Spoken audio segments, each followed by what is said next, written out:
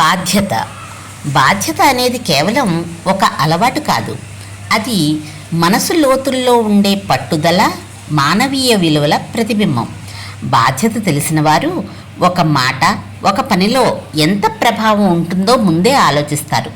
తమ వల్ల ఇంకొకరి జీవితం దెబ్బ తినకూడదనే జాగ్రత్తలో ఉంటారు. నా వల్ల ఎవరో ఇబ్బంది పడకూడదు అన్న ఆలోచన వాళ్ళల్లో సహజంగా ఉంటుంది. బాధ్యత తెలియని వారు తమ అవసరమే ప్రధానమని అనుకుంటారు.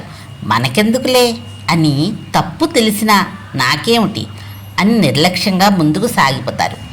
ఇక్కడ అసలు బాధ ఏమిటంటే, వాళ్ళు తమ పరిధిలో సుఖంగా ఉన్నట్టే కనిపిస్తారు, కానీ వారితో జీవిస్తున్న వాళ్లకు మాత్రం ప్రతిరోజు ఒక నిశ్శబ్ద యుద్ధం లాంటిది.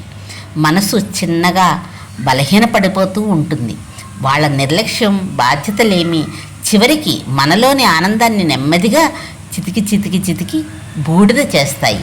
అందుకే అంటారు, బాధ్యత అనేది బరువు కాదు, అది మనిషిని మనిషిగా నిలబెట్టే ఆత్మగౌరవం. అది లేని చోట బంధాలు నశిస్తాయి, ప్రేమ పగులుతుంది, జీవితమే అర్థం కోల్పోతుంది. ప్రతిబింబం లాంటి మనిషి దొరికినప్పుడే బంధాలు బాధ్యతగా ఉంటాయి.